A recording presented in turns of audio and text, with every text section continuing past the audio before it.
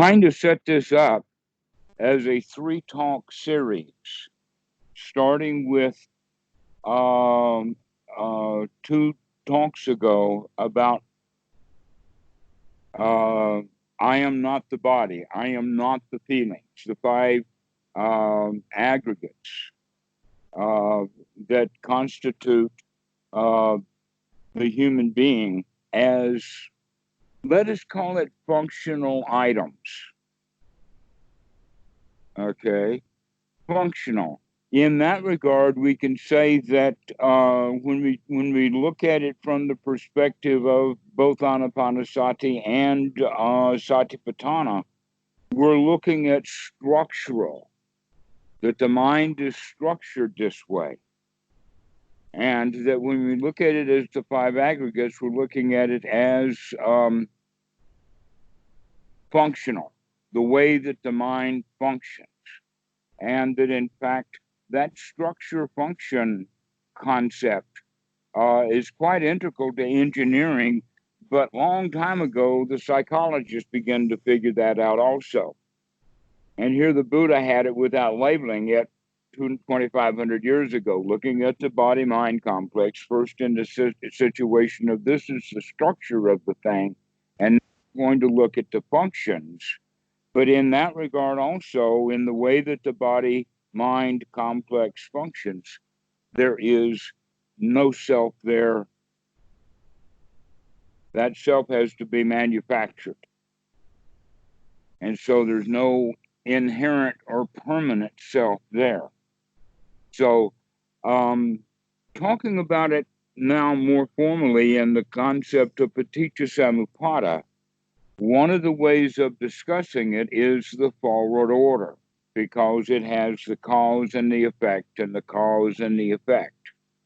And so the first item on the list is also one of the items that is listed under the second noble truth, that when we say that all the that suffering is caused by tanha, which is that's the way that the Mahayanas talk about it. And also I hear that or have seen several places in the suttas that it's a shorthand version or a talking about it, that tanha is the cause of suffering, if you've got it one way.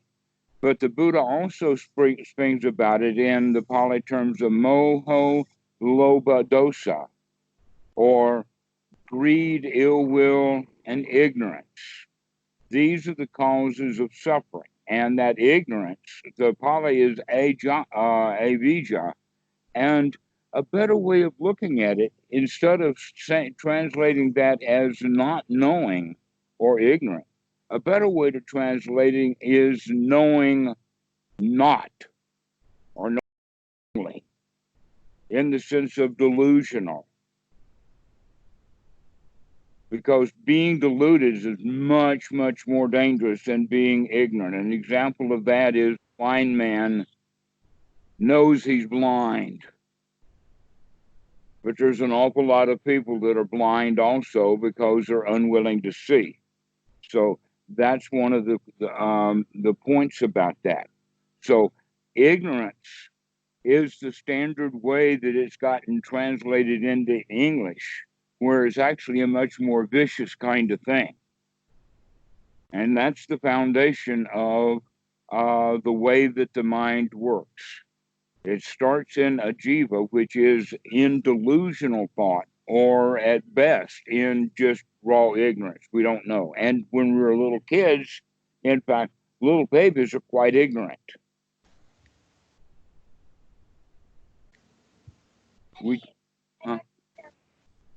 Huh? Okay, well, leave it in there. I'm talking to my friend. Come say hello to him when you put that down. So, yeah, set it right there. Cannot read it. Well, we'll read after he finishes, okay? This is Hello. Marcus. Hello. Hello. Nice to meet you. He says your he's name? nice to meet you. Her name is Kitty. Kitty. Oh, I teach some kitties. All right, thank you. We'll Nice see to you meet you, later. Kitty. Bye bye. She's home because of coronavirus. Yeah. Closed schools here. Okay. So, getting back to ignorance, we start off in ignorance. We are affected by things, mostly chemicals, in the mother's womb. But even in prenatal times, there is a slow waking up out of total ignorance. A slow waking up is what we're doing. We're coming out of ignorance. And eventually we'll come, if we're really, really lucky and practice anapanasati, getting the best benefit out of it, eradicating all of the fetters. The last fetter, then, is ignorance. Because no matter how far we go in the Dhamma and how good we get at it and how much of a wonderful life we have, we still won't know everything. We will always remain in a state of not knowing. An example of that is you can take the faculty of any university and put all of the faculty in the same room together, each one an expert in their own field. They can't agree on hardly anything. Especially in the sense of how do we deal with the administration. So, in that regard, there is always ignorance. People can get very, very highly educated. But one of the qualities that they begin to understand is that means that now I'm beginning to get a handle on where the holes are. Yeah. But that's all we'll do is we'll get a handle on where the holes are because we've got much of the other part of it. But we will always remain ignorant. And part of that ignorance has to do with what is called the four imponderables. For instance, we will never know the extent of karma. We won't know what the future is. We'll never know it. And when we come to understand that we don't know what the future is, we stop trying to figure it out. But we will remain ignorant. So we start in ignorance and we wind up in ignorance. But in this regard, it's a much better ignorance because now the old ignorance was based in delusion, to where now the new kind of ignorance is based in wisdom. So the Paticca Samuppada starts off in ignorance. As a child, we grow up making decisions that last us a lifetime, and we base those decisions emotionally, learned behavior from adults that are not always best behaved, making our own choices about things that affect us our whole lives while those thoughts are based in ignorance. So, the first step is ignorance. That then, the next step is that, and we can say it in this way, ignorance then influences sankhara. And so the second item on the list is sankhara, ajiva sankhara. The sankhara here, the beginner's view of it is when we call it just a concoction or compounds or put together things. A much better understanding of it would be it's more like a library or a very sophisticated set of instructions. In fact, all of our rites, all of our rules, all of our rituals, all of the way that we ever learn to feel, all of the habits of all the ways that we feel, and all of our body movements even, are controlled by this system that the Buddha is calling sankhara, which is basically the sum total of the past. All of it kind of, let us say, flushed down the same commode of the moment. And so now we have this huge, here in Thailand, we have mostly septic system. It's different than the septic system we had in the States, but it's still a septic system. Okay? That's where it all goes. When the water drains out of the septic system, you're still left with all of that crap It's almost like then, if you're looking at it in the sense of a computer, it would be like this. OCR means optical character recognition. And the process of optical character recognition is either with a camera or a scanner. A document that's got words on it, a piece of paper, is either photographed or scanned, creating an image. Then the OCR software will take that image and scan it again with the software using a library. And that library is normally a library of fonts. And so it'll scan this new document with the library of fonts that it has to come up to try to figure out that thing that looks like this actually is to be translated into an ASCII 8. And that looking like this is to be translated into the infinity signal. Ah, okay. So that's why when you scan documents in PDFs, you can sometimes copy the texts. Well, some PDFs, you can't copy the text or let us say cut and paste, because there's two different formats. One is that the text is buried in the PDF document, I think in RTF format. But another way would be in the actual image of it. Doesn't have the text built in there. It has to go through this OCR, optical character recognition process, so that these optical characters that came off of that image of the page now can be translated into internal language that the computer can understand. The text that's in ASCII code. And nowadays it's in extended ASCII. But never mind that. Let's look at that process called the OCR itself, translating that actual image and recognize, okay, now we've got that for the human being.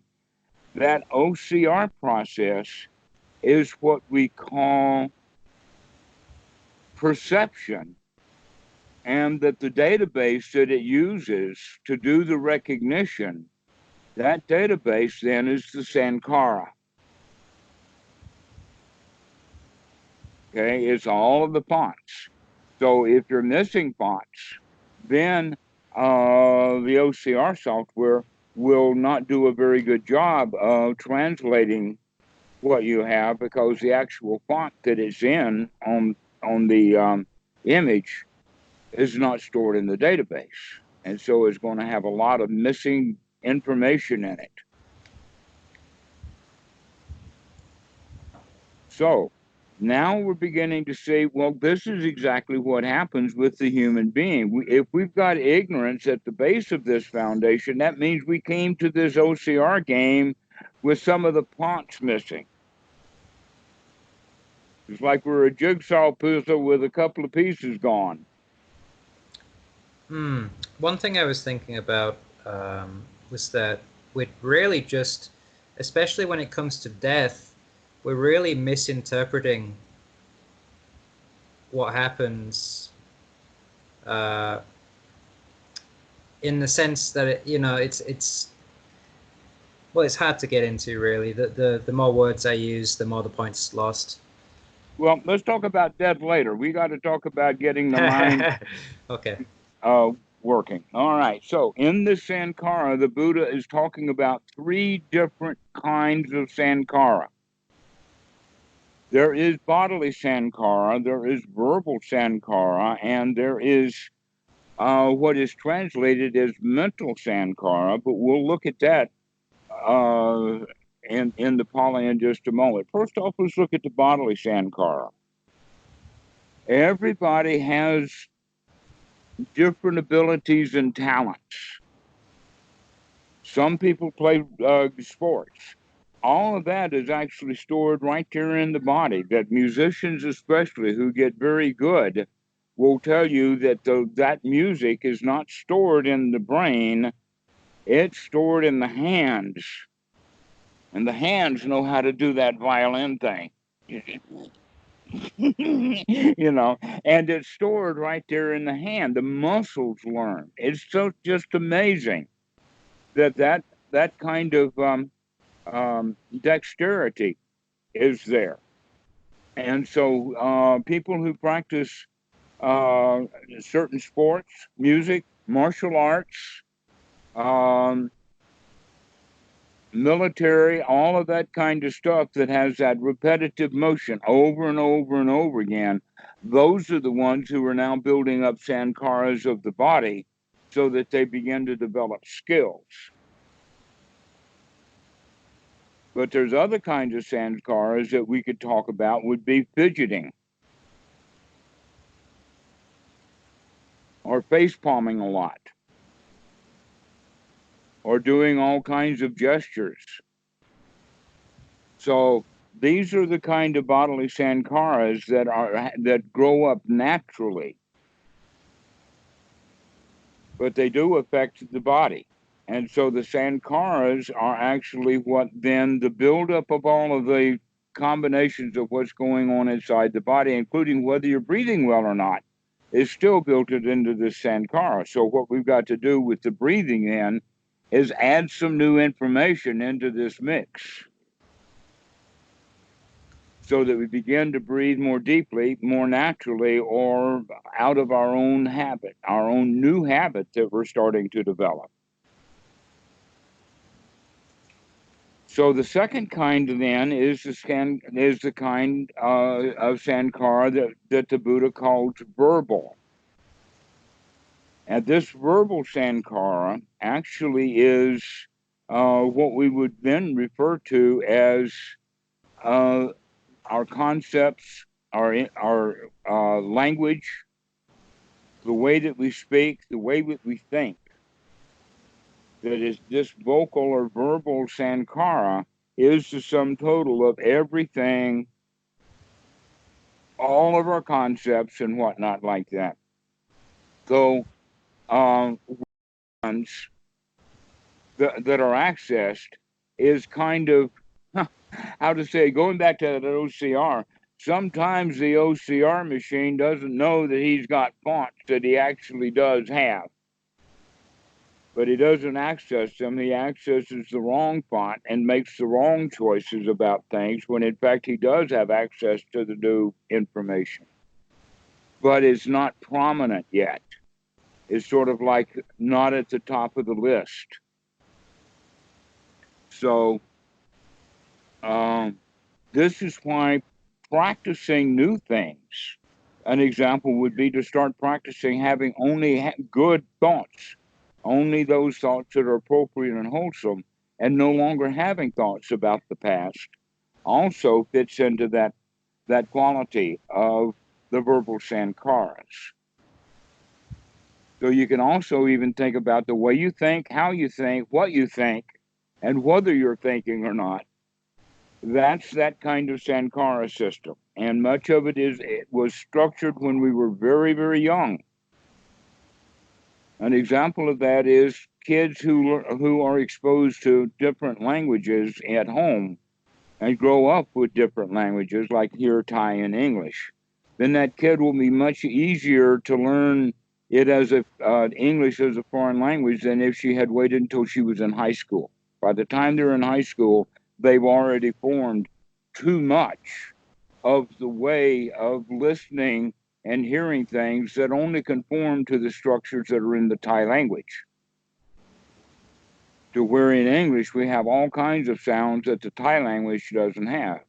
Meanwhile, Thai language, by the way, gets its back because it's a tonal language, and Western language like English, they don't listen for tones. And so if we learn this stuff when we're very young, it comes in naturally. But if we don't have it, it takes a while after we're adults to learn it. We're slow learners as adults because we've already gotten our cesspool almost to the point of overflowing. By the time we're 20 or 21 years old, we're just full of it. So there's now the third kind of sankhara. The third kind of sankhara in the Pali is the word for, the Pali word is sita, but in here, in the Thai language, they translate this as emotional sankara. Because remember, all of the ways that you can think is done in the verbal sankara. What's left now is the emotional sankara. A lot of people will have to stop and reflect upon this, but generally the way that people feel is the way that they're in the habit of feeling. So if you're in the habit of getting freaked out, then little things will freak you out. If you're not in the habit of getting freaked out, then nothing much will freak you out. And now is it appropriate to liken this to the mind part of the four foundations of mindfulness? If you want to look at it that way, yes, but this is actually where you could go so far as to say this is the connection between the Vedana and the Chitta. This Okay. is when the Chitta really gets Vedana. It's not so much of the thinking anymore Yeah, yeah. as it is getting really emotional. Mm. In that regard, if in fact we're going to gain control over our emotions, then we have to practice doing so, because otherwise the sankara of the past is going to, um, uh, let us say, necessitate the translations that we're making out of the optical into the internal representation, the optical character recognition process. Okay, we actually are able to do that now with sound in the sense of voice to text and its software, but that takes a whole lot more data, and it in fact has been a whole lot slower. They have been doing, in fact, OCR in the mail, U.S. mail system since the 1960s. I know, because I was around when that machinery was there. The bigger problem was not the computers that were figuring out the character recognition, but because in those days they set which font it was going to be used, and they only had to use one font. And if the mail had that standard font, then it could be sorted. And so naturally, then everybody in New York City is going to start using that font on their mail because they're going to get their mail a whole lot faster. And so that's how OCR got started. But sound or voice to text is more complicated, but it's still that perception process that we have to go through of what sound that's coming out of my voice here, that by the time it gets into your mind, you have to process that to make sense out of it. That's what we mean by this underlying database, is we have to process it through our known stuff.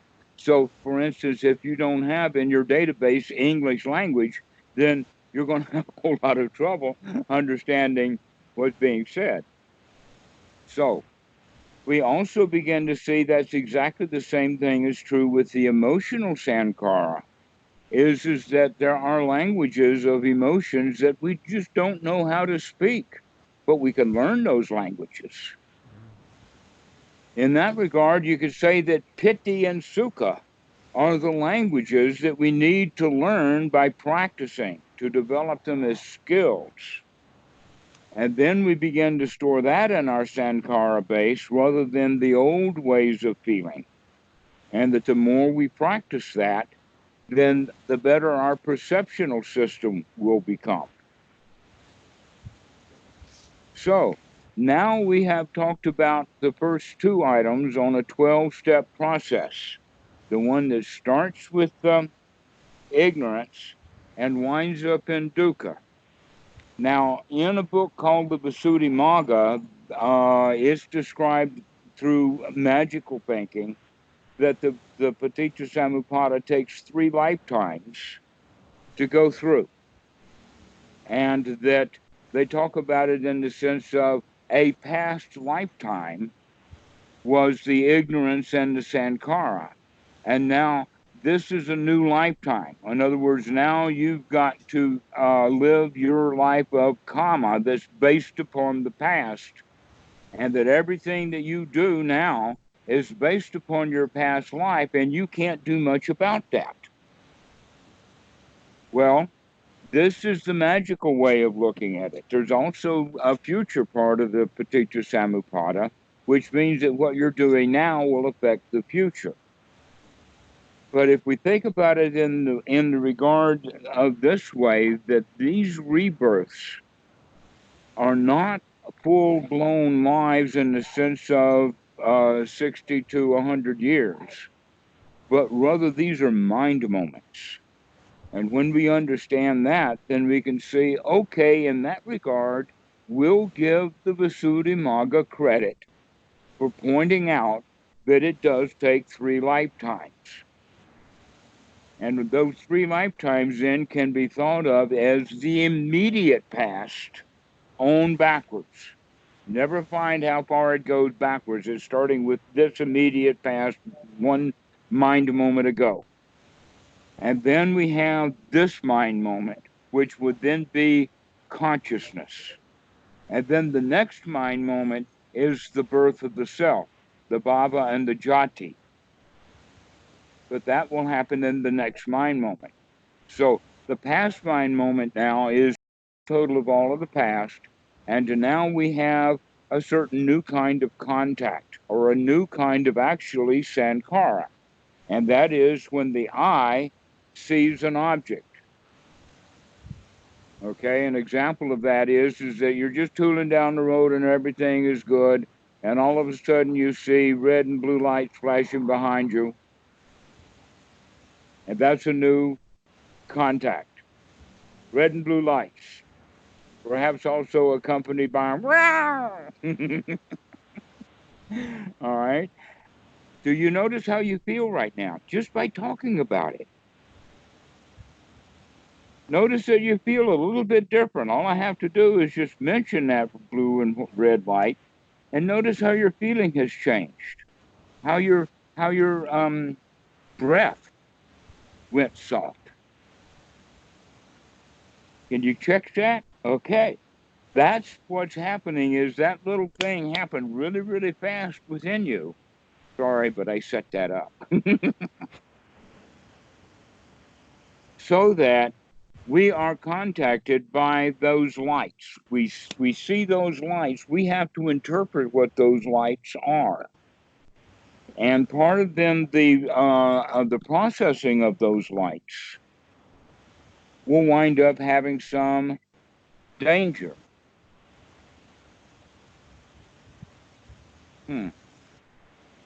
Danny seems to be calling, but I don't see the right button to push. We'll just leave him out for a moment.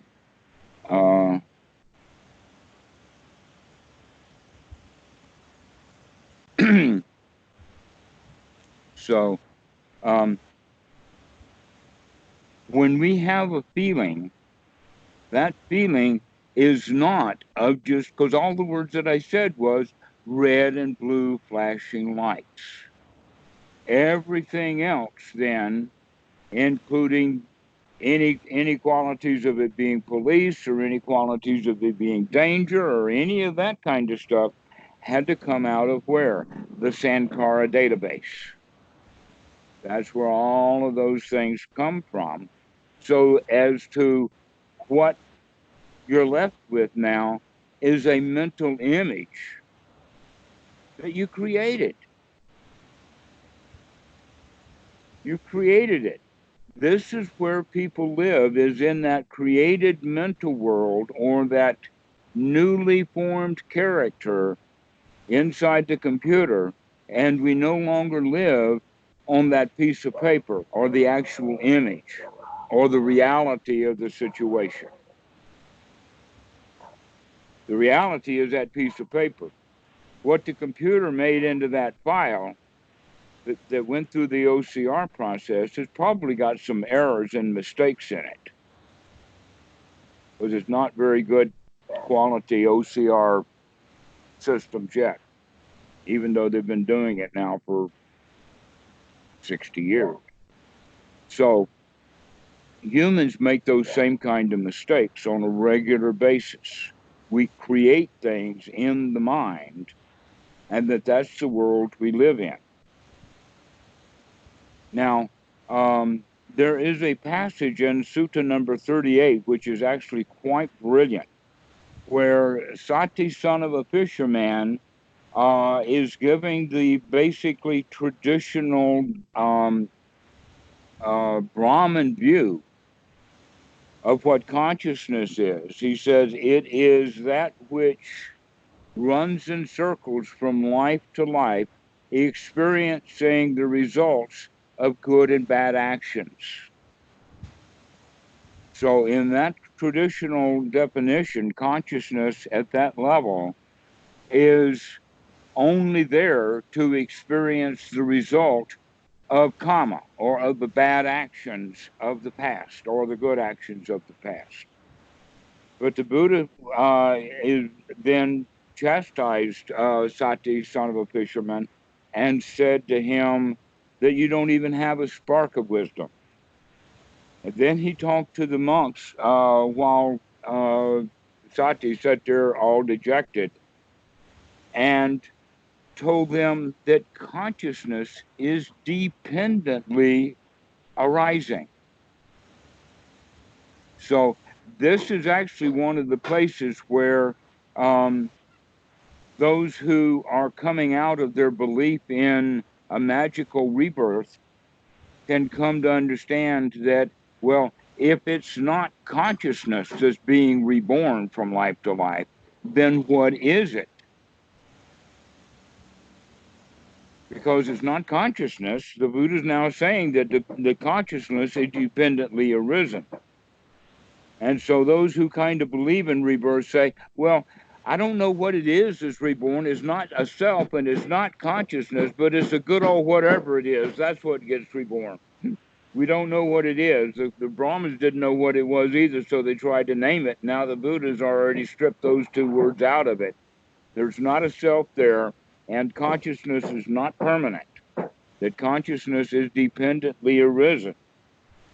And that the consciousness is also dependent upon the form that we see. In other words, there is a reality. That OCR needs that piece of paper for that image. That's where it starts. So the scanning of the image then would be the consciousness, getting that image into the computer, so now it can be optically scanned, or it can be perceived, or that good old word optical character recognition is exactly what we're doing. We're recognizing what we see. It's an optical character recognition process, only now it's human. It's not machine oriented. But machines are capable of doing this kind of recognition out of optical, turning it into something that can be processed by the computer inside the process, inside the computer. That's exactly what we're doing. We're recognizing it by putting it into an internal format so that we can see it. Okay? That's what happens in this immediate moment, or the middle part of the 3 lifetimes. This is the middle lifetime, is the seeing something, processing it with the stuff out of the past in order to create something that we can comprehend or understand. And what we do comprehend and understand is not really what was there in the first place. It's already got errors built in. One of the kinds of errors is that the human being only has a very limited range of vision. But we now know that the electromagnetic spectrum goes all the way down to whale waves, or below 20 cycles with music, all the way up past radio waves into microwaves, then into visible light, and from visible light then it goes into ultraviolet, finally into gamma and X-rays. But our eyes can only see just one little octave in that area, about 1 to 10 Armstrong units. That's all we can see. So we're already missing out on a whole lot of data that's on that page. We also don't have very good color recognition. So our eyes, in fact, and our nose and our ears is not near the amount of actual data that we could receive if we had the senses to do so. So our sensory input is quite limited. And then taking that limited input and translating it into something that can be understood, can be recognized internally, that's got errors built into it.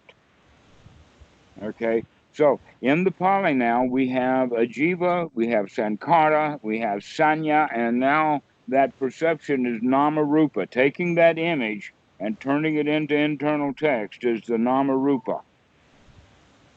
And that Namarupa then creates that internal information that is now displayed on an internal screen, so to speak, as Salayatana.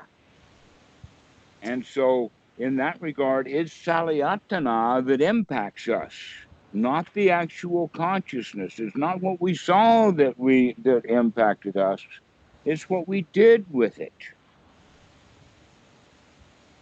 Okay, this is a kind of a complete description of what Bhikkhu Tanisaro said was two guys walk into a store and they're in two different stores. This is how it happens. Is because of that sankara of the way that they look at the store, what they did see when they were in the store, and how they processed that into each one's own individual salayatana.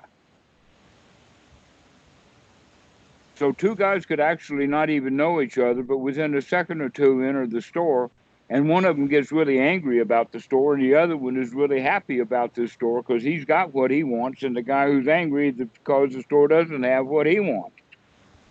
And so we can actually be completely controlled by our feelings that are based upon our own created store, our own created world, in fact. That Salayatana is our world, not the real world. But the less processing we do, and the more real world we start to experience, that means that we're going to be gaining much more, because we're paying much more attention to what's real, what's happening right now, rather than continuously processing things. So this whole thing now that we've been talking about it is, again, nothing but a revisit of the five aggregates. But now we're putting them together in a cause effect, one by one kind of thing. But most people misunderstand the connection between step 2 and step 4. They think that is only consciousness that gives perception. No, perception needs that database. That database is, in fact, more important to perception than the actual consciousness. I'm a little bit confused about, I think, for example, someone, for example, one of the fetters of aversion and sense craving might have been eradicated, yet they're still conditioned in the same way that everybody else is. Perhaps then the problem is using really, really strong language like eradicated, rather than what the word nibbana actually means is bringing under control or cooling it off, settling it down, like you would train a dog by saying, down boy, cool off, give it a rest, stop barking. This is kind of way that we would look at it. We don't want to kill the dog. Yeah. Are the fetters then, in that sense, a bit like quicksand, where the more you struggle, the faster you'll sink, in a sense? Um, Or the more you fight, the more hold it has on you? uh, well, I do know that that's true about quicksand. In fact, living in the PD area swamp of South Carolina, it's very common. That quicksand is actually quite easy to deal with. All you do is just do backstroke. You just lay back, take a deep breath, and your legs will come popping up to the surface. I mean, uh, water is water, and quicksand is even heavier than water. But the reason that people get sucked down into it is because they're struggling, certainly. And in fact, the struggling itself in the mind is what carries us deeper into it. One of the ways that I have taught before, and I'll tell you about this, is to think of the Sankara as like a sewer that we treat by putting all of the trash of the present moment into the same sewer that we put everything else in. And so any pollution that was already there now is infecting the new garbage that we're putting in. And so what we want to start doing is not messing with, stirring up, or utilizing in any way any of the old Sankara, so that we let the new Sankaras come in on top. How we do that in practice would be by not allowing unwholesome thoughts arising. That will also help us not have feelings arising. So the no longer having the crap come out of the Sankara, now we're adding new stuff, and the new stuff is wholesome. Therefore, in the future, as we're practicing correctly, we will begin to process new data with new Sankara and come up with very wholesome stuff, because that's what we're laying down in our Sankara rather than unwholesome. So the more wholesome stuff that we layer it on top, while not digging too much in that old stuff. So we leave the past alone. That's one of the most important qualities of stop dealing in the past. Oh, that past is painful, especially now that you're a good, highfalutin, noble dude that has such high expectations of himself. If you start dealing in your own past, all you're going to find is every failure you've ever made. And you're going to start feeling really, really bad because your past does not live up to your current standards. So it's better to let bygones be bygones, to let the past go. The water is over the bridge, or it's under the dam, or whatever. Maybe it's the other way around. It's under the bridge and over the dam, but it's gone. Leave the past alone. So in doing that, we're also leaving all of the unwholesome behind, so that begin to pile on more and more wholesome ways of looking at things, more wholesome ways of living, which means now we're automatically going to develop mental images that are more accurate based upon what's really going on. But now we come to that point of whatever it is that we have created for ourselves, that's what contacts us. So these two stores are different. This store that has two customers in it, they're two different stores, because each one of them has his own view of that store. And one of them gets impacted one way and the other one gets impacted another way. And so now they're having, both of them having different feelings about that same store. Another example of that would be two guys standing on a street corner, and they see somebody across the street who's dressed in a certain way. And each of these guys see that guy across the street without even knowing him, is already deciding and making decisions about whether they want to have anything to do with him, whether they want to turn and run to him or turn and run away from him, based upon their old belief system. Okay, so now we can say this guy looks like one of the X-Men. He's got dark glasses, a pinstripe, a tie with black suit, walking down the street. The people who see that guy are going to have a reaction to him, but you don't know what reaction that's going to be. How impressive of the of the Buddha and is what is his name, Angulimala or something? Angulimala. Yeah. How impressive. So, now that we have been impacted by our own mental creation, that's where the feelings arise. So you could go so far as to say that the feelings were already half concocted while we were concocting the image. That what we thought was going to happen, we created to make sure that it did happen. It's almost like the guy already decided that that store is not going to have what he wants. And so while he's tearing through the store, complaining and grumbling to himself that he doesn't have it, he moves right past it. And there it is right in front of him, but he misses it completely because he doesn't want to see it. And we do that in all kinds of ways. This is an example, but it happens all the time with every one of us. Yeah. We don't want to see what's right in front of us because we've already decided something else is the case.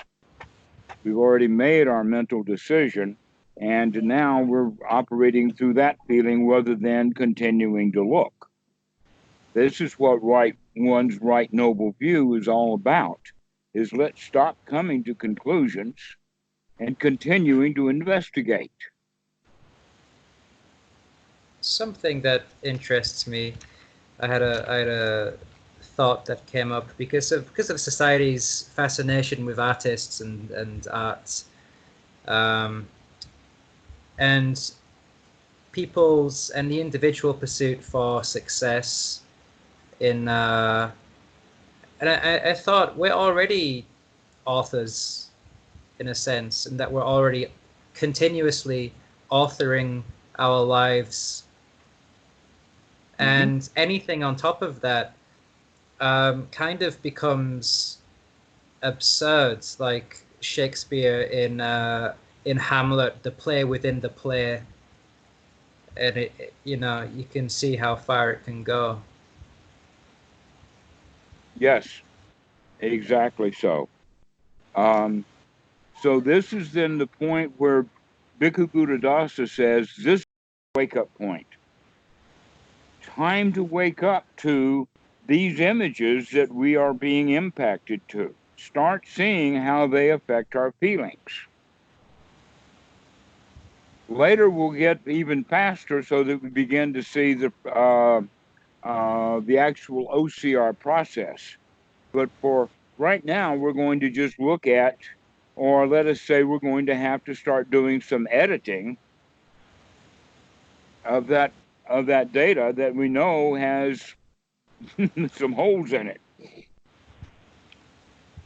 It started off with the fact that we didn't have all of the data that was available to us in the first place. We weren't paying 100% attention. We weren't actually doing that job of a job of witnessing. So already our consciousness was not strong. And now when we're using a less than adequate Sankara system to do our perception base, we're going to wind up with some wrong-headed information that we would call then our understanding, or our the Pali word salayatana also refers to an internal sense. Now here's something very interesting about that, and that is that we cannot have a salayatana or an internal sense if we don't have the external sense. In other words, it's really difficult for a human being to imagine a flower that he's never smelled. We don't have that ability. Dogs have a better chance of doing that than we do because our olfactory senses is quite weak. But now our X-ray vision, sorry, we don't have it. We cannot see through bodies to see where bones are broken. But we could use technology that can. So that's part of the problem then, is that we've got bad input and we've got bad processing, and then we've got bad storage. Definitely. And so we need to start working at all three levels. And one of the part of bad storage is to start organizing by making the decision between now and past, or between what's wholesome and what's not wholesome. So that we begin to layer that sankara so that we can have the kind of sankara available for processing that's more wholesome. But that takes practice. It takes a long time to get that up. So if we have ignorance, and in the normal sense of just processing something, seeing something, then it impacts us and we don't like it. And so feelings arise. That's then we've got Ajiva, Sankara, Sanya, Namarupa, Salayatana, Pasa. Pasa is contact, giving rise to Vedana, the feelings. If the feelings are ignorant, that will give rise then to Upadana and Tanha, which we've just covered a couple of days ago, in the sense of the grasping and the clinging that we do, that creates then a self. Or this is the place where we can actually begin to look at rebirth. This is where it actually works, okay? You've probably heard, in fact, within Hinduism or Buddhism, there are other worlds that are unwholesome or woeful, like hell realms, hell states, the hells of hungry ghosts, animal worlds, being reborn as an animal. Didn't the Buddha say that when you look at something, it can be gross or subtle, right? Is that the meaning of that? The fact that we could experience those states in human form, just in the mind. Exactly so. Yeah. And this is what the rebirth then is. Taking on a self is actually being reborn into one of these woeful states. And it can be a very slight dissatisfaction, or it can be a full-blown hell. And one of the places where people spend a lot of their time is in the animal world. What is this animal world? It's the animal world that we see in domesticated animals. The way that we treat our children is we treat them like dumb animals. An example of that: go clean your room. Well, I don't want to clean my room, or why do you want me to clean my room? And Daddy says, I told you to go clean your room. That's all you need, is I told you to do it. Okay?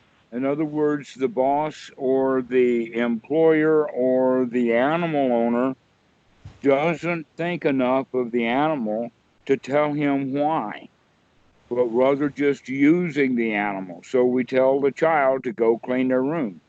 Later it says, sit down and learn your ABCs. Here's the book, Dick and Jane, go read.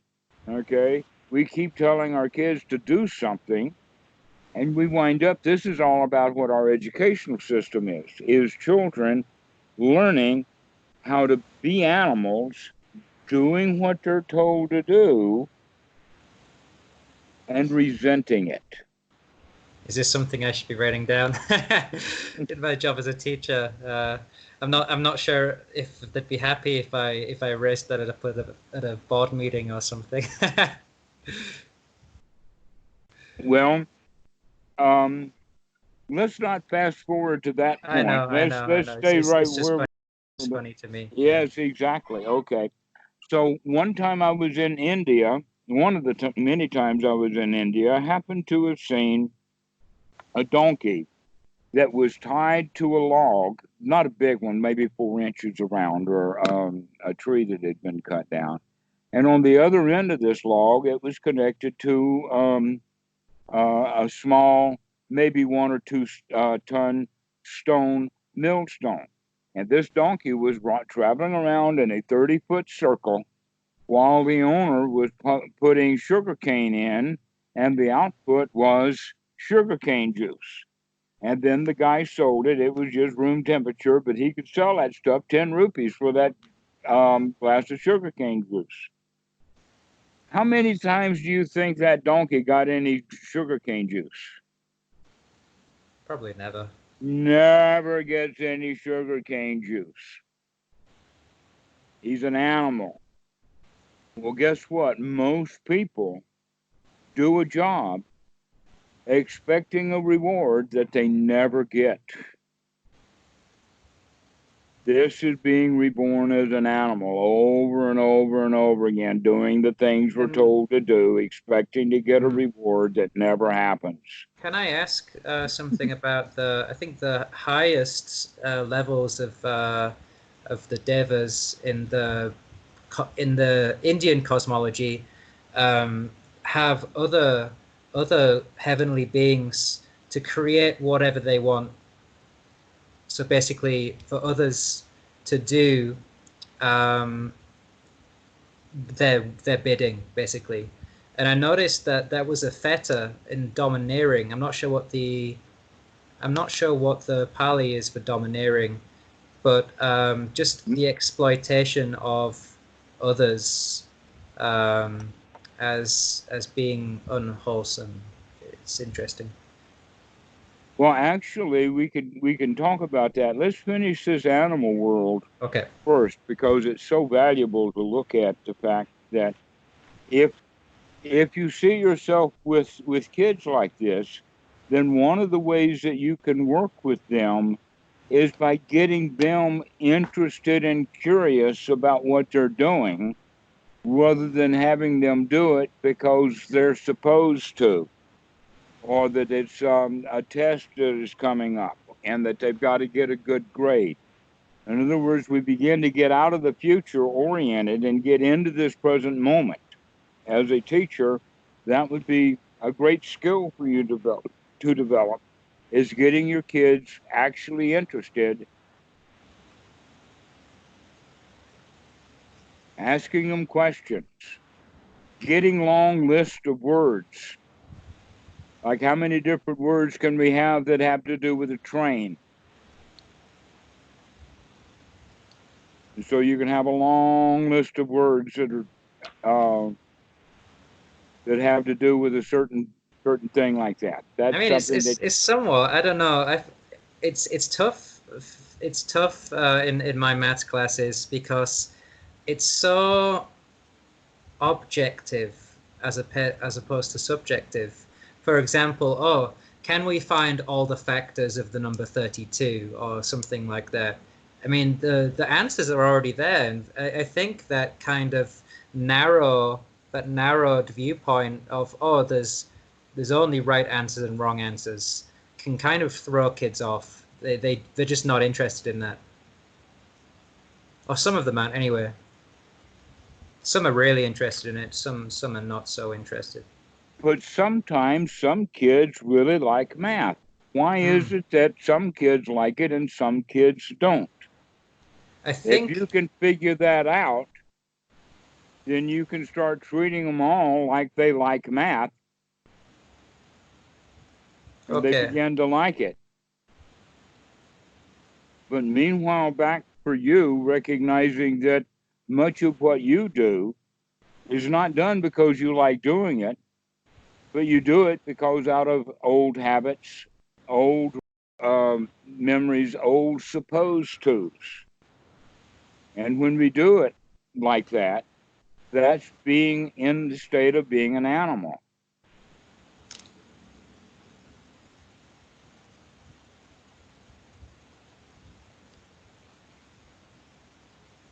And it has the quality, if at first you don't succeed, try again. That was one thing repeated over and over again by teachers in primary school, from what I can remember. What was that? That phrase. Okay. But you can see that it's the phrase for losers. I asked Bhikkhu Buddhadasa about that. And he said, nope, if at first you don't succeed, look at what you're doing. This try again is what turns us into the animal. Yeah, the endless cycle. The endless cycle of doing what you're told to do, expecting a reward and never getting it. But you were promised that, at least you were told about the law of karma, that if you do good, you'll eventually get a good result. And that's not the case always. We can earn on our good behavior, giving us later good reward. We've got to get our rewards right now while the getting is good.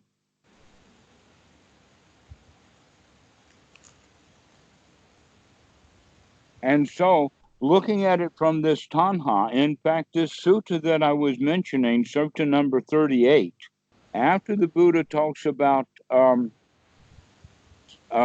consciousness being dependently arisen, he goes into another full-on description of Paticca Samuppada. And the name of this sutta is the Maha Tanha Vibhanga Sutta, the analysis of tanha, which is basically what we've been doing, is we've been analyzing how we get into this state of tanha, because that tanha is what creates us in that woeful state. The feelings that we have that lead to the grasping and clinging would be exactly why someone would be in a hell state. What is hell? Being angry, being upset, being agitated, even full of anxiety and stress. These are hell worlds. In fact, one of my favorite jokes about that is that here, standing on the street corner, maybe it was a bar, I'm not sure, and you have a Christian and an atheist all in heated debate over is the existence of hell. And the atheist is saying there ain't no hell, and the Christian is saying the hell there ain't. And they said that just at the time when the Buddha walked, or a Buddhist walked up, and the Buddha smiles and he says, hell, they're both in it. Yeah, it's I don't know. I keep on bringing back old texts from the 1500s. But Dr. Faustus by Christopher Marlowe, basically this great, I can't remember what he was. I think he was a doctor and into the occult, summons a demon to do his bidding, called Mephistopheles. And Mephistopheles gets all philosophical on him. It's like, and the famous quote from that play is, I can't remember the preceding line, but he says, "Why, this is hell, or am I out of it?" Say that again. Why, this is hell, nor am I out of it. As in the place he's in right now is hell. He has not gone out of hell to go to Dr. Faustus. He's still in hell, with Dr. Faustus. Yeah. Yes, exactly. That these are the states. That's also a way of looking when we can actually understand hell, and that we don't spend a lot of time there, but when we are there, it is painful. But we're more than likely going to be in the animal state of going along to get along, doing what we're told to do. An example of that is walking into a library, singing at the top of your lungs. No, you can't do that. Well, why can't we do that? Well, you could, but you're not supposed to. You're breaking somebody's rule, right? Okay, so We go along to get along. We do what we're told to do. And this actually comes out of the instinct, our instinctual behavior, that if we're going to be able to stay in the nest, we got to do what to go along with the nest rules. If we're going to be part of this herd, we have to go with the herd. We can't be a part of the herd and let the herd just move on and I'm going to stay here. No, if I'm going to be part of the herd, I got to go with the herd. This is, in fact, what the Buddha is talking about, is that herd mentality, or going along to getting along, rather than using wisdom. See, if we've got wisdom at that point of contact, then our feelings will decide for us whether we're going to be reborn in that animal world or not. Because we don't have to go along just to get along. Nor do we have to bucket simply because that's the only way to not go along to get along. But rather, through wisdom, we see for sure what's the right thing to do for ourselves in this circumstance, and then go that direction. But automatically what we do as humans is we go along to get along. So many thousands of examples. Here's one. The guy's out on a date with a girl or a woman, and it's late at night, and he pulls up to the stop sign. There's no, or stoplight. There's no traffic, and he just proceeds on. And she freaks out, and she says, "You didn't stop at that stoplight." "Yes, I did." "Yeah, I stopped, but there was no traffic, so I proceeded on. I didn't run the red light. I just stopped." "Okay." So what she's doing is that she's in her mind thinking that, oh, you have to, if you stop for a red light, even though there's no traffic, you have to stay stopped. You can't just proceed through a red light. But the actual law will be, oh, now you have to yield the right of way, because now that the stoplight is saying that the cross traffic has the right of way. Well, if there's no cross traffic, then there's no right of way.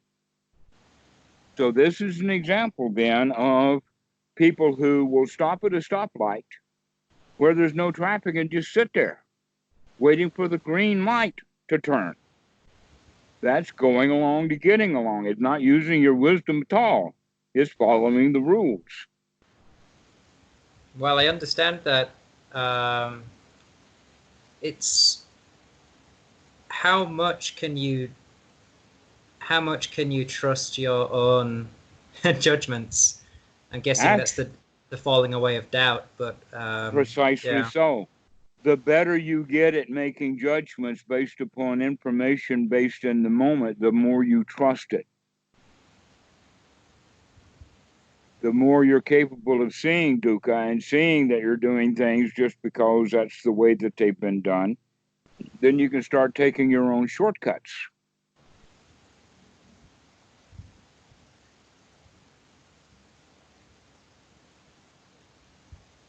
That's right. You will come to the point of eradicating out so that you can throw out all of those rules and run by wisdom alone. But you got to have your wits about you. You have to be here now. You have to watch where you're going. Every step. Joyfully watching where we're going as we boogie on down the road. We learn to dance in life. Life becomes music, a song. Your life is a dance. But most people march. I appreciate the analogy of Anapanasati as a tango. But I think that kind of helped. Okay, so now let's talk about the Asuras. The Asuras is actually the heaven world there, but it's the lower heaven world, and it is about the same world in Greek mythology as the Titans. The Titans of Greek mythology, this is the Asuras, and that basically what the Asuras are is that they're warriors. The only place the only place they have to go to war is with higher gods who can always beat the crap out of them. Therefore, they don't want to go to war. So this is what we mean by the reluctant warrior, the one who is afraid. Fear is, in fact, the motivator for the asuras. And that's the foundation of all of our fears, or actually all of our Sankara motivated feelings. And you can see that, in fact, fear is the primary motivator out of the self-preservation instinct. So another one then, the one that we haven't talked about yet, is the Preta. Now, the Preta is actually a ghost that is hungry because the depiction is like a balloon or a big pot with a very, very tiny hole for the opening. The mouth is very, very small, but the belly is very, very large. This examination is showing where the mind wants something and feels unsatisfied or unfulfilled. Even if we're drinking, we can't drink, or let us say sucking through a straw, we cannot suck hard enough to get what we want through that soda straw. In fact, there's a Mercedes stuck in my soda straw. Couldn't get it in, and now it's stuck in there, and I can't get anything out of that soda straw, no matter how hard it's stuck.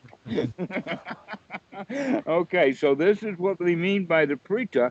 But if you look at that, you can say, wait a minute, that's the procreation instinct, or our materialism is that Preta. And then we see, oh, but the Asuras, that's the world that we're in when we are fearful. So that's actually the self-preservation instinct. And then we can see how these others worlds, being the dumb animal, is going along with the nesting instinct. So you can see how the instinctual systems then help create these hell worlds, and that it's these hell worlds that we're born into. That's what rebirth is all about. And guess what about these hell worlds, these woeful states? That is the door to dukkha, or that is, in fact, this is dukkha. And then you put the exclamation point on it. So many people think of the Paticca Samuppada as something that is disjointed, or each factor has its own meaning. Where in fact, no, this is just a process. This is the mind's normal process, and that we can learn to disrupt it by watching that point of contact so that we can begin to control our feelings. This is where, in fact, the practice of anapanasati becomes so valuable. And that we begin to see, wait a minute, that anapanasati is nothing but the practice of beginning to see how the mind works, or what my reality actually is. Who am I? Well, I'm this process of Paticca Samuppada that, if I'm not careful, is going to wind me up in one of these woeful states. And now we can see that's what's going on here. There is a self, but that self is reborn as something in these woeful states, rather than living in a state of wisdom, or let us say the human world, where we're using the human wisdom that we have that keeps us out of these woeful states, or can help get us out of these woeful states. And so now we've got Pasa, the contact, giving Vedana, the feelings, which give Upadana and Tanha, which then gives Bhavana, which is the development into Jati, being reborn in one of these hell states, which is Dukkha. And those are the 12 steps of dependent origination. And it is, in fact, exactly the second noble truth, just expanded out. The feelings there are the feelings of I want it or I don't like it, or greed and ill will, founded in delusion and producing dukkha. And in the process, creating a self along the way, which is that which is going to be reborn into one of these hell worlds. Now, when we understand it like that, we can say, wait a minute, I understand this 3 lifetime process. We have the old past, which is right up to this present moment, all of the past, all of the sankharas, all of the emotional, all of the thought, all of the bodily sankharas, everything is all set. And now we have a sense contact. We hear something, we see something, or we may even think something. But by doing that, it clicks in this process of perception, the optical character recognition process, that's using a limited and wrongly connected database that's going to produce outcome that is now our world. The real world out there, we don't have a clue. Not yet. We're working on it. Because now that you recognize, oh, what I thought I knew, I don't know. I made it all up. And so that's what we react to. Rasa is that reaction, giving rise to feelings. And the feelings that we have are often ignorant feelings in the right kind of way, in the sense of, I don't know how to feel. Ignorant feelings is, I really don't even know how to feel. I like it, will lead me to I want it, and then I got to have it. If I don't like it, then I have to get rid of it. But this other kind of ignorant feeling is, I don't know whether I like it or not. It must be dangerous. Maybe it's some of them people. Maybe it's that other religion over there. And so by not seeing, we think things are dangerous. But if we have wisdom at the point of contact, then the feeling that arises, no matter whether it's a liking, a not liking, or a not knowing, because we're wise to it, it doesn't lead to grasping and clinging. It leads to right view and right effort, etc. We can see what's going on. So, if a kid is angry and yelling, naturally the mom is going to be angry too. And she's going to raise her hand like she's going to smack the kid. And then he feels even more afraid. And now he really throws his tantrum. So now you have both mom and kid throwing their tantrum. The kid threw his naturally. Mom is throwing hers out of memory. Because she's got no sati. She's not woke up. She's just reacting to the kid reacting to what he's not getting. But if she's wise, then she can wake up and say, wait a minute, I don't like this kid doing this, but I don't have to treat him the way my mom treated me. I can do something else. I can humor this kid. I can give him what he wants. I can tease him. I can hug him. I can do all kinds of things for this kid, but I don't have to act like I'm about to beat the crap out of him, which is the normal way that people behave. So this is that point of contact that Bhikkhu Buddhadasa thinks is so powerful, is that we can catch how we feel just at that point when we're about to make a big mistake and stop ourselves. So an example of that is when you're about to get angry, figure it out that you're getting angry before you ever open your mouth, and keep your mouth shut until the anger passes, which will pass pretty fast if you're getting good at throwing anger out and putting in joy. Oh, I'm glad I didn't say anything.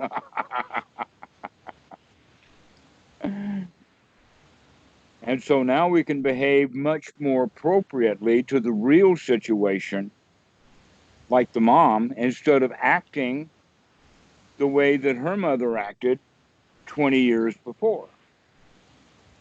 Did the Buddha, and I know that this is mostly a Vajrayana thing, but it's in the Pali canon. Oh, wait a second. Maybe it's the longer discourses. Yeah, I see. But so the longer discourses were kind of posthumous, were added on a long time after, right? About 200 years after the Buddha, about 270 BC, that area of time was when it was added. Okay, this is the latest, and that it was designed, in fact, for getting Brahmins to join. Okay. During the time of Ashoka, that was the time when Buddhism was really growing really fast because it had royal sponsorship. But in the process of doing that, that's when magic creeped in, big time. Yeah, well, I guess it links to that. But there was the idea of a bodhisattva, wrathful deity protecting the Buddha as he went around teaching. And I'm wondering if you know that if the Buddha ever spoke to him in these discourses, or just kind of. Who is this? Let me Google it.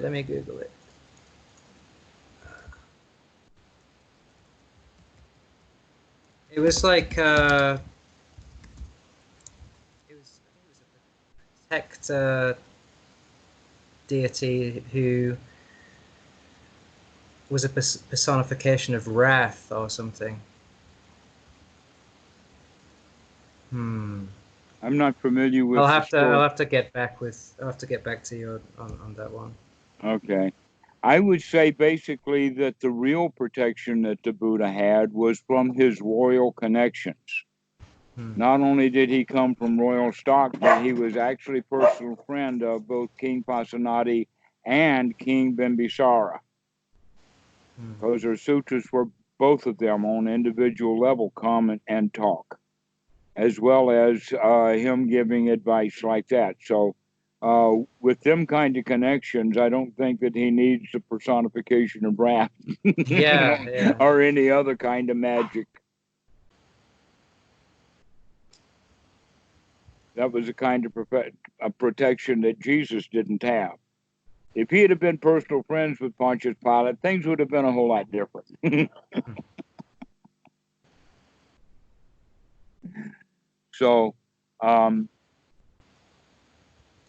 that's one of the qualities that Achan Po and I have talked about in regards to the teaching of the Dhamma on the internet here, is with the supramundane Dhamma and let the magical part be there, because the magical part, while it might be good storytelling, it's not liberating.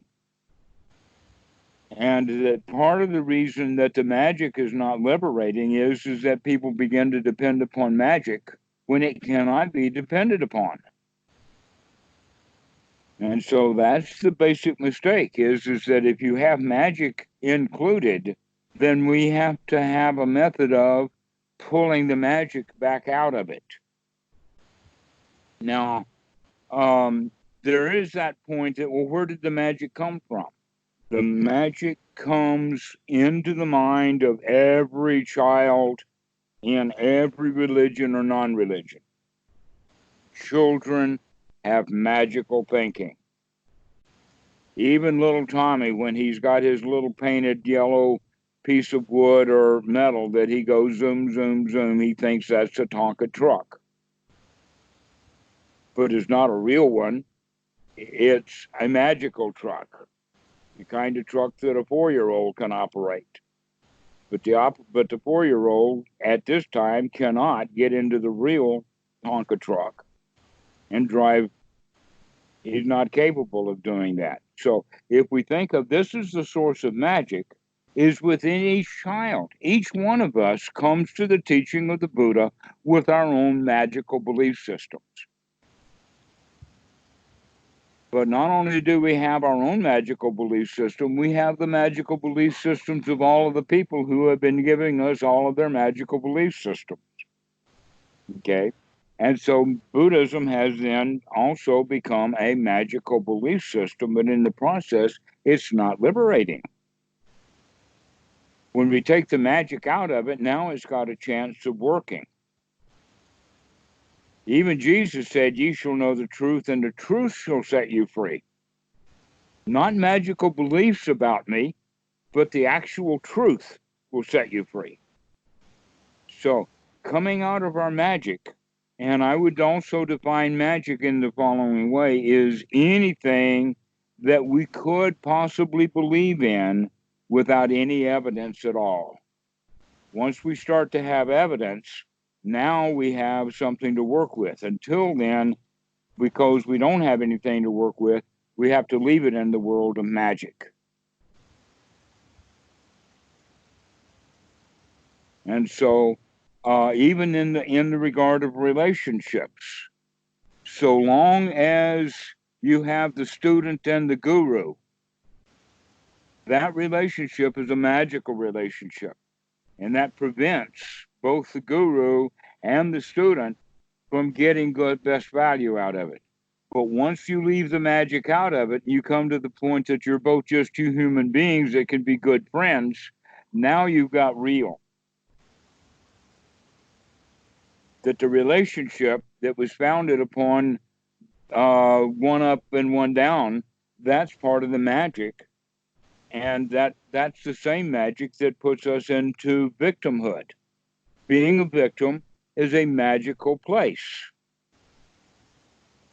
And thinking that someone is going to get us out of our victimhood is a magical belief. But when we recognize those are magic, and that in fact I'm not a victim, I'm a lion. I can roar. I'm in charge of my own life. I'm the emperor here. Now we've got some reality.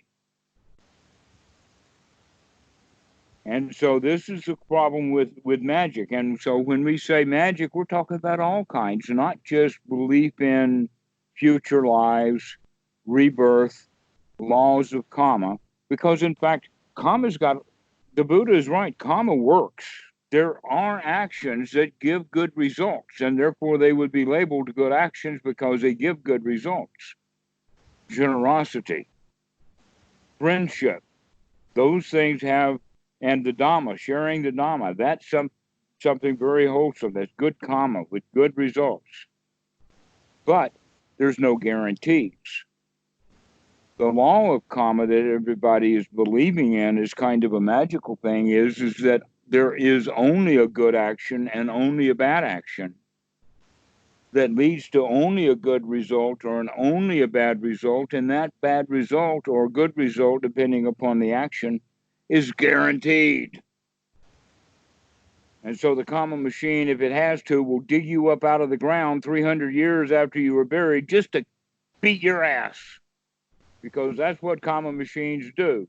That's the kind of belief that they have. You've got to be reborn just so that the karma machine can get his due. But the Buddha says, no, things are much more complicated than that. In fact, most action is actually mixed. And that there's another point, and that is that often the good action is dependent upon whether it's good or bad, depends upon the outcome. For example, if you put money in the stock market and the stock goes up, was that a good investment? If you put money in the stock market and the stock goes down, was that a bad investment? Well, we think, the goodness or the badness of the investment depends upon the outcome. If that's true, then that destroys that magical part of Buddhism. Here's another point, and that is that in a sport game, if the penalty flag is thrown onto the field by the referee, half of the crowd cheers, "Oh, wonderful! Oh, I'm glad he threw that penalty flag," and the other half of the crowd is standing up in anger. "Ah, that was a bad call," you know. Okay, so was that throwing of the penalty flag, was that a good action or a bad action? It's dependent. It's in fact, it was mixed, and it got mixed results, didn't it? Don't take a side, just recognizing that there are two different sides out there, and almost all action is that way. That some people are going to like that action, and other people don't like that action. And so, this is a way of understanding about magic in the belief of the law of karma, because our reality shows that there are good actions, there are bad actions, but let's leave it at that, rather than saying that we have to define everything as either a good or a bad action, because we've got mixed actions here. And not only that, but we cannot guarantee that just because an action is good, it demands a good result. Because it might not. Who knows what the future is going to be? So, in fact, this is one of those imponderables. Going back to originally, we were talking about ignorance. That's one of the ignorances, is that we do not know the outcome of actions. Nor, when we see the outcome of an action, can we always necessarily depend upon it was that cause. Here's an example. I know this is kind of weird, but it is said that Hitler is the primary cause for the state of Israel. All right? You can see the threads in there, but there's a lot of steps in the way. There was a lot of actions between the time that Hitler was sending Jews to Auschwitz and when the government of Israel was formed. There was a whole lot in there. So it may have been a contributive cause, but it wasn't the cause. That we often don't know what the cause was, because things are complicated. And we're trying to make it easy so that we can understand it. We don't like ignorance. We don't like complexity. And yet the world is extraordinarily complex. And what we think is going to make it seem and appear easier to understand is by adding magic to it.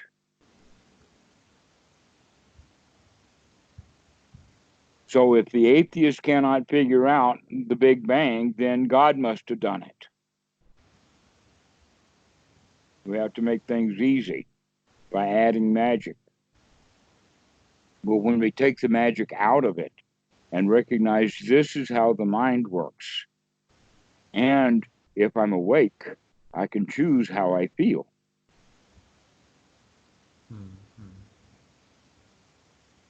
Then you can create your own world, and it's not going to be a magical world. It's going to be a real one.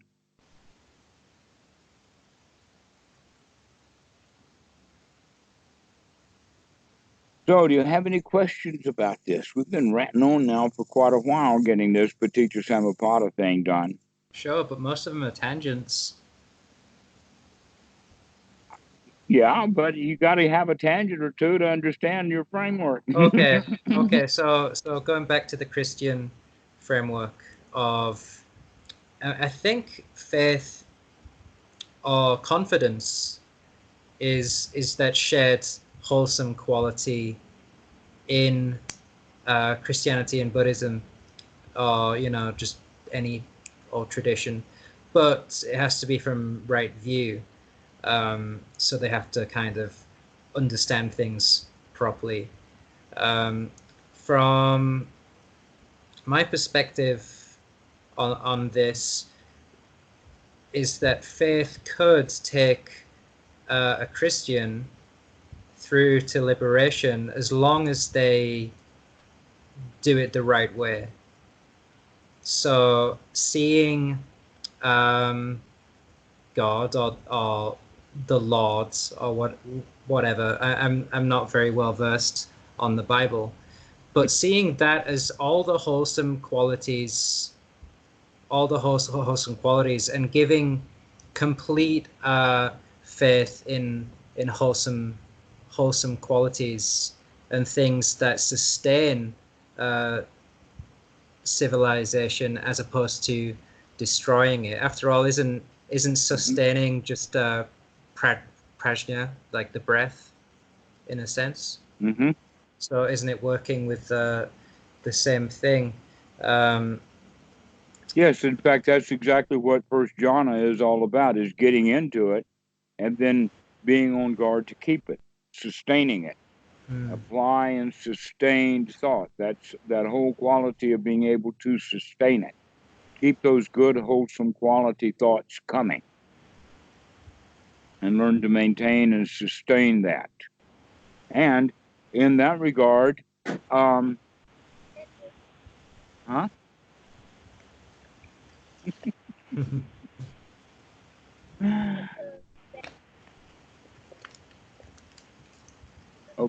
Okay. All right.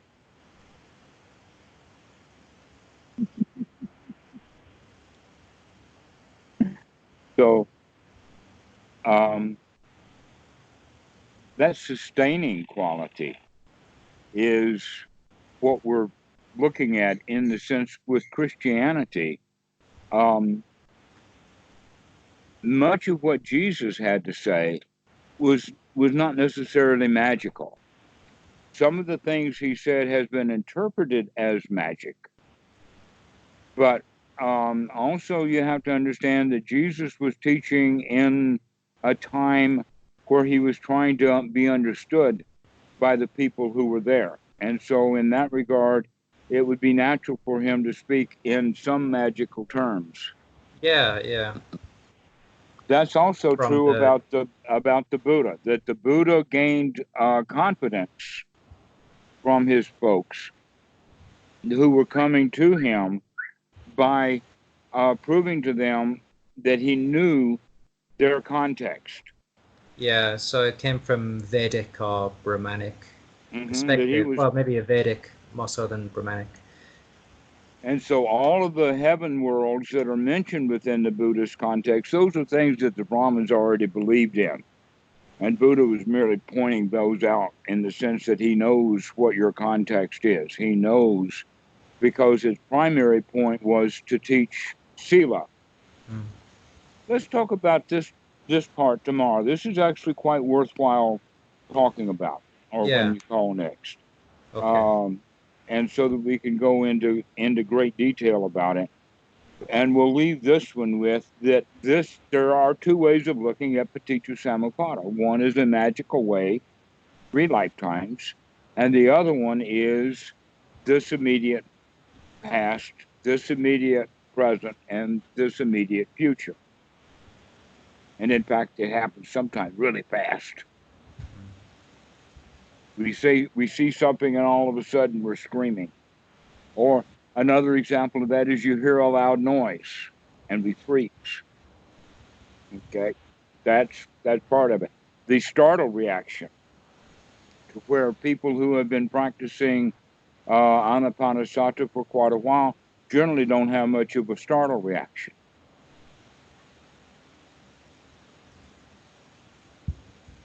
So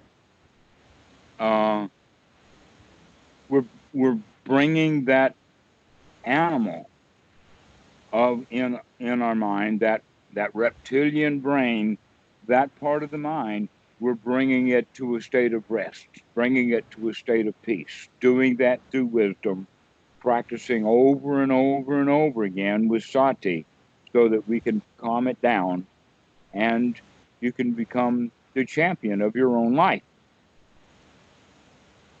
One more thing, an old expression. Come to your senses. Precisely. Like snap out of it. Come to your senses. Yeah. Mm-hmm. Snap out of your own delusional system and come to see what your eyes are showing you. Yeah. I thought of that the other day, and I thought, oh, okay, that makes sense now. In fact, making sense.